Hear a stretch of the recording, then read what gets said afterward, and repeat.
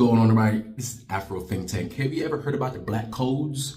Do you think that the Black Codes and Jim Crow were the same thing? Because they were not, okay? You had slavery, then you had the Black Codes, then you had Jim Crow, all right? Slavery, Black Codes, then Jim Crow. I want you to see how barbaric these people have been to us. So when people look at African Americans and say, why we're not where we should be, which is kind of weird, first of all, because we're the most successful. We're literally the most successful individual group of people on the planet. So I don't understand why people say we're not successful. We're the most successful, most famous, one of the richest groups, most accomplished people on the planet. So I don't understand this whole everybody thinking that we're like lazy and not doing anything thing. But despite all of that, right? We had to go through a lot of shit with these white folks that you guys just don't understand because you never had to go through it. Now, some of my Caribbean brothers and sisters, they did. All right. My Caribbean brothers and sisters, they went through the Black Code and Jim Crow. Because to be honest, man, this is the thing about African Americans. African Americans are Caribbeans are African American for real. America is a continent, by the way. Therefore, that's a whole, I'm sorry. I know people, they don't like school thing. They don't do that. They don't understand literacy. Right?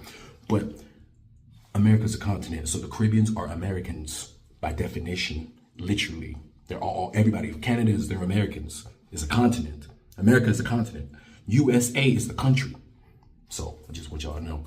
But Black Americans, all right, consist of Caribbeans. We are the same people. Caribbeans and African Americans are the same people. We're the same Africans that were traded back and forth by the same plantations from the same slave masters. All African Americans started out in the Caribbean and was brought here. All right, this was the final destination. All right, so calling yourself African American and separating yourself from Caribbeans don't make any goddamn sense. That's stupid. But anyway, for those people who think that African Americans are not appreciative of the opportunities that America provides, I need you to understand that we are the opportunity that America provides. We are the opportunity. African Americans are the opportunity that provide it for everybody. We manifest that opportunity because without us, there would be no opportunity for no one. And in order for us to create that opportunity, we had to go through the things that we went through, right? Which is slavery, Jim Crow. You see, unlike those Caribbean islands, we first of all, we liberated ourselves, just like the Haitians liberated themselves from Napoleon's army. The Civil War was a slave revolt. That's what you guys need to understand. It was a slave revolt. We literally fought for our own freedom, the same way the Haitians did, and freed ourselves. The difference is we didn't get to keep the whole country. We just was able to keep enclaves of where we populated the most, which is the southeastern side and southern side of America. That's Africa, America. All right, but I want this black lady to explain the Black Codes to you, just so you can have a feel about how you think it would be you living in a society with these Europeans who create these laws to deal with their own insecurities. Keep in mind, the reason why these laws was created so white people don't have to face the guilt and the consequences of their own actions. And that's very violent. And they have been very violent to us. So grace needs to be given to that African American, in these type of conversations. But anyway, without further ado, I hope you find this very educational, when you will learn about what the Black Codes are. So in history, you will see that we have been scraping and clawing for every piece of freedom that any American feels in this country, even to this day. It's thanks to our ancestors who fought and clawed these savage barbarian cavemen all the way to 2025, where they're trying to take it back. And this is their last gasp, because the African American is winning the war of attrition. Anyway, that's all I gotta say is Afro Think Tank, learn something, Tito. I'm out. Hey, did you know that schools back in the day would be let out early for kids to watch lynchings? Like public lynchings. And in a lot of cases, the lynchings would end with people taking body parts back home as souvenirs. And according to a couple Reddit posts, those families still have those souvenirs. But this video isn't about that. This is about Black Codes. Because a lot of people don't know what Black Codes are. And when you ask them, what are black codes, they'll tell you something related to like Jim Crow, when black codes was well before Jim Crow. So I found, I want to say like 15 different black codes, and I'm going to tell you what they are and what they will be considered and how they were enforced. So I just counted, and it's actually 21 of them, but the more the better.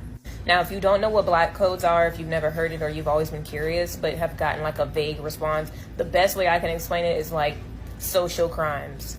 Now, back in the day, after slavery was abolished, the northern states had just accepted that the South was going to do whatever they wanted to do, so they decided to not get involved with whatever they wanted to do. So anything that southern states wanted to do, individual states wanted to do, they could do, and including creating random social like laws or whatever, crimes that they said applied to everyone, but really only applied to black people. Now, these crimes consisted of, we can start with vagrancy, because that is typically the first one that you'll hear when you hear about black codes. And if you don't know what vagrancy is, it's basically being unemployed. You couldn't be unemployed. Along with that, you couldn't quit your job. Now, the thing about these two is they played hand in hand with each other. Back in the day, a lot of people ask, why did black people sign contracts? Why did they end up back on the same plantations? Because you couldn't be unemployed.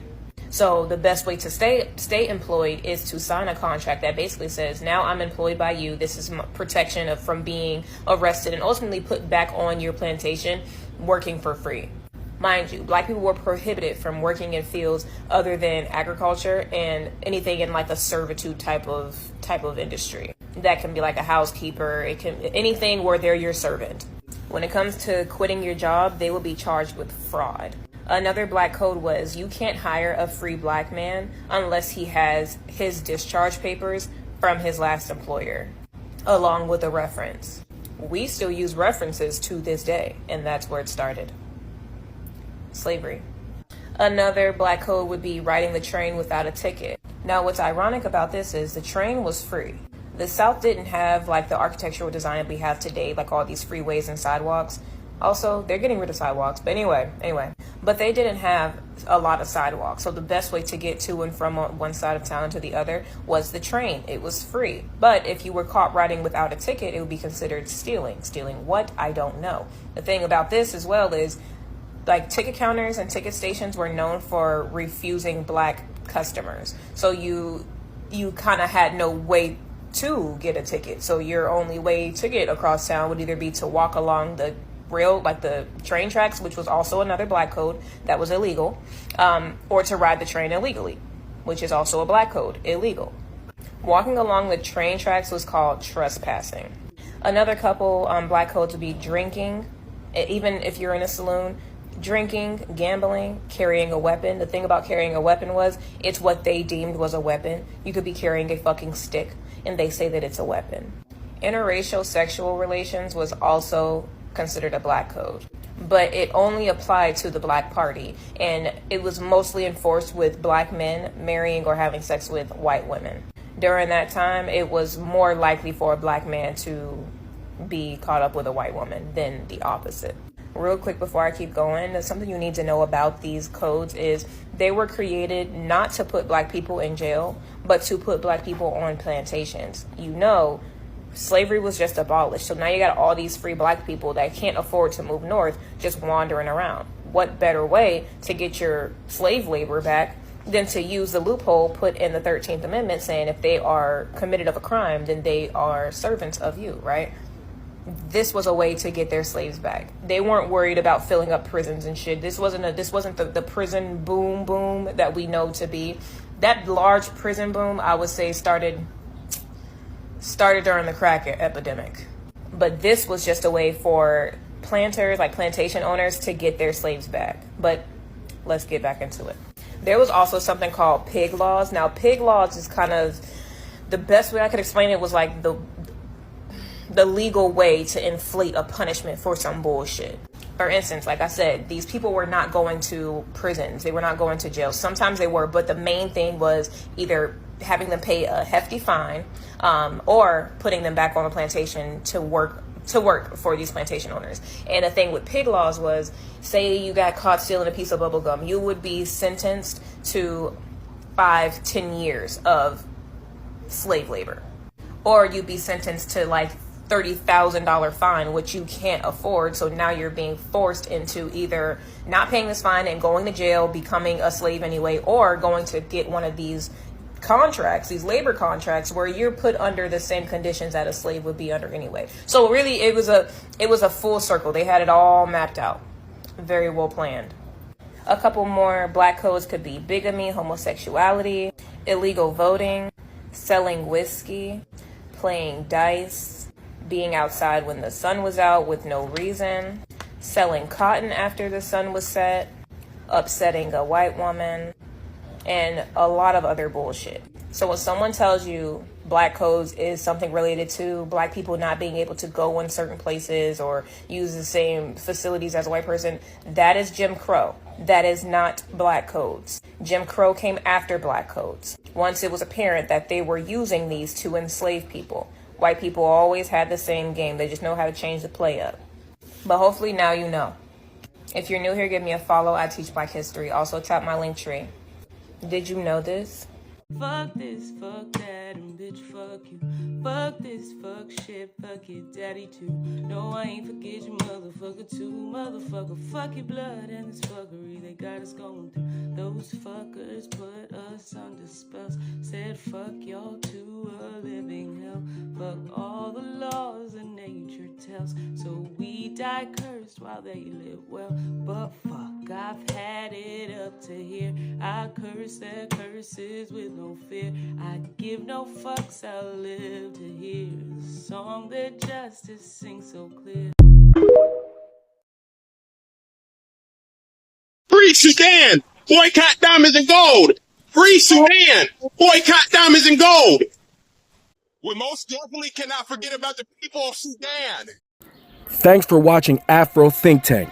Don't forget to like, share, and subscribe.